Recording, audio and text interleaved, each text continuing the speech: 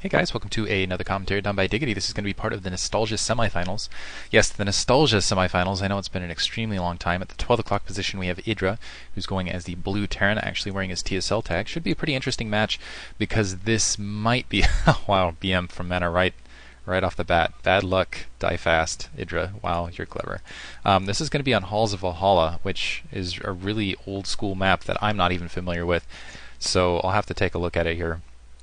Point being, this could be a vital match just to kind of give a preview of how the TSL might go. Idra, of course, the #1 foreigner, technically a Korean professional, so I'm not even sure we can call him a foreigner anymore. And Mana taking #1 very, very high up on the TSL ladder. He's starting at the 9 o'clock position as the purple protoss.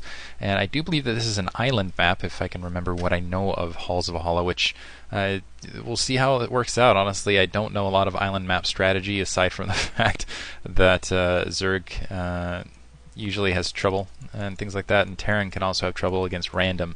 It's brutal. But anyway, just kind of checking out the middle. I do remember playing Dire Straits a while ago, but honestly, I don't know. Anyway, we haven't had an island map in Pro League for absolutely forever as well. Middle of the map, you have a double gas, if you can possibly take it. I always feel like Terran end up doing better on island maps just because you can build a command center, float it out, and Goliaths and dropships. They're just awesome, but as far as like deep root core island map strategy and the expertise in it, you got me, because honestly I don't know that it's really been delved into all that much, because I'm not sure that island maps have really been taken all that seriously for a while. In fact, I don't know. I have no idea when the last island map was actually fielded in any of the leagues, Pro League, MSL, OSL. It's been quite some time. Maybe it's been kind of pushed back since the heavy macro game. Anyway, looks like Idra is going to plant that gas first. Again, he doesn't have to worry about defense early on, and also Gateway and Assimilator. Again, you don't have to worry about defense at all, essentially, from your Protoss opponent, and as a result, you can kind of play a little bit more defensively, and I really feel like the ability to lift stuff off, particularly lift this barracks for scouting purposes, it can really put you ahead. I mean, you can scout way, way before your Protoss opponent can, unless he's kind of building a throwaway unit like a Corsair a little bit, and you can just really be in a prime position to win the match. I'm going to kind of just look over. You also have an island expansion. Everything's an island expansion, of course. Top right, bottom left with a single gas. Looks like 5,000 gas in each. And it's kind of got that symmetry. Otherwise, in the bottom right-hand corner, behind this nice little ground wall, you have additional expansions with really funky spread-out mineral patches as well. You can tell this was really before the mineral patch optimization. It kind of reminds me, actually, of Bakmagoji a little bit ago, just because you have the ton of minerals at the front, which not exactly optimized. Some of them even kind of disrupt SEV mining pattern time. But otherwise, yeah, I'm going to have to give a big edge to Idra in general, just because, one, he's playing Terran on this map, and additionally, he's been in Korea for a long time, and he's just been playing really, really well, out of his mind. Looks like he's going to land some Marines on the low ground, maybe just to provide a little bit of scouting, maybe to just kind of surround this base and kind of get a look at, maybe even hit something on the corner if he can bring a spot up, but that'd be a little bit disadvantageous because, well, there's not going to be a Dragoon out for a bit of time here. He's going to have a little bit of time, but he's not going to be able to take anything down with that in the meantime. But it looks like he is wandering out towards the base. I don't think he can actually spot the high ground with this, so I'm not quite sure what he's up to producing this Marine. Maybe just wanting to send it out there just in case something's flying out overhead. Let's actually get his view to kind of take a look at what I gotta take. Reveal entire map off. So actually he is going to be able to see the corner here. So actually Mana making a little bit of a mismaneuver by planting this so close to the corner of his base.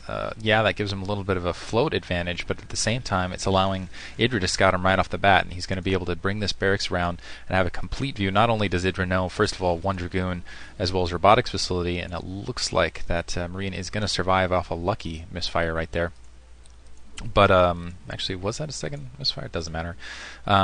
But additionally, Idra is just going to be in an even better position. It looks like he's going to go for that Goliath build, just go for that armory, just start pumping Goliaths, go dropships, and take territory all over the map.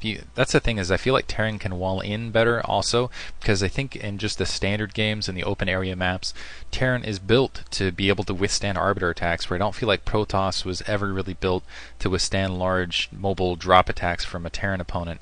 And it looks like that Dragoon is just going to keep that Marine, but he really wants that Marine. You can see him chasing after him. It's almost like a it reminds me of a little hungry spider, actually, when you got that little, if you've ever seen a spider like on the other side of a glass window where there's a bug on the other side and he's like trying to get at it and he can't figure out quite how. It's kind of what it reminds me of. Looks like the Dragoons and a probe going to be loaded up here. So going to drop off, try to get in a quick expansion, and maybe do a little bit of harassment, a little bit of defense here with that Dragoon. Idra, in the meantime, already has the Goliath pumping, already has 2 here on the corner, not upgrading weapons 1, but he also has that control tower and will have that dropship momentarily. And honestly, I'm not sure that Manya's really, actually, he's bringing up the shuttle to defend, and unfortunately, where it's positioned, if this Goliath, not quite going to be able to spot it to take it out, but at the very least, this barracks floating up above is going to notice this Dragoon on the low ground. I think Idra is going to have a pretty good idea of where this expansion's been laid. Currently, it looks like Mana, and that's actually really clever, planting that pylon on the corner and using that gateway to kind of hop down below. It looks like Mana is going to be able to take a slight economic lead, but overall, I think Idra's still not a bad position. Part of it is it's also the troop investment, because it looks like Idra's going to float out an engineering bay to this north-hand corner in the meantime, provide a little bit of scouting against his own. And he's already got the Goliaths up. Looks like he's going to load up his own SCV, take a base, and continue from there. He's going to lose his barracks, though, out in the middle of the field. I don't think he's too terribly concerned about that. That will set him back 150 resources, but ultimately I don't think he's worried about investing too much more in factories at this stage. A little bit more worried about getting this command center up here in that corner, and it looks like he should be able to continue to pump Goliaths, which is really all he's going to be concerned about for the rest of the match, really. It's starting to move into this bottom left-hand corner, and honestly, these 4 Goliaths these 4 Goliaths against these Dragoons, with a bit of reinforcements, if you can get another dropship out around, I think they might be able to do a little bit of damage here. It looks like they're going to wander around. More critically, if he can get to the main, it's going to be very, very difficult, especially with 2 dropships. It's going to be very difficult for Mana to defend, because he's going to have to offload and reload Goliaths on the corner, and especially if you just switch in a single siege tank to kind of mix in with your Goliaths, the Dragoons end up having a big, big problem. It's hard to defend against that. And here's the 2 dropships full of 8 Goliaths moving forward. Mana doesn't really have enough territory. He doesn't have enough Dragoons to defend all of his territory, nor does he have the mobility to really fight against this. So it looks like Idra is going to be able to do a lot of damage early, immediately able to sneak in. All he has to do is move away from the ground. Let's see if he actually targets that turret. Doesn't look like he's going to target that turret. Going to swing around and get a lot of Dragoon kills, and this might be the match right here. Wow, because Idra absolutely destroying everything. Let's see if he loads up. He's got the 2 dropships coming back, getting several Dragoon kills, but it looks like the Dragoons did manage to snap up that corner. He's still going to get several probe kills out of this, if he can micro them a little bit well. Wow, actually I didn't realize that. Oh, that's true, because Goliaths do the, is it explosive damage? Yeah, so not getting as many probe kills as you would expect, but they're still getting significant amounts of probe kills. Pretty big win for Idra early. He took out a lot of Dragoons, took out a lot of probes. He's established his base. Looks like Mana dropped off a probe maybe to do a little bit of sneakiness here on the corner. Actually, he might have moved that in along the ground. Looks like he's going to move out that observer and also kind of get a look at what Idra's up to otherwise. Idra has another dropship full of Goliaths already. For a second there, I was kind of wondering why he was sending out solo. Looks like he's going to add on a machine shop, get that barracks back down so he can... a little bit late on this barracks, actually. Maybe concentrating a little bit too much on that drop and that harassment here. But that was a nice defense on Mana, actually. I think Idra, if he had just been in position on that corner, and had engaged those Dragoons to the north, this little corner here, taken out that turret, and actually just used that high ground and pushed that shuttle back, not only would he have been able to take out the robotics facility, I think he would have been able to do a lot of damage otherwise. Still ended up ahead, but I think that might have actually just straight up been a game-ending maneuver, really. Currently, though, it looks like Mana is at the production advantage. He does have 4 gateways up.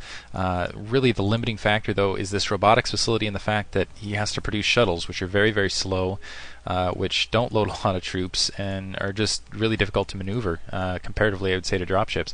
I think the Terran army can support the dropships as part of their supply deficit a lot more easily than the Protoss player can, because it's kind of like...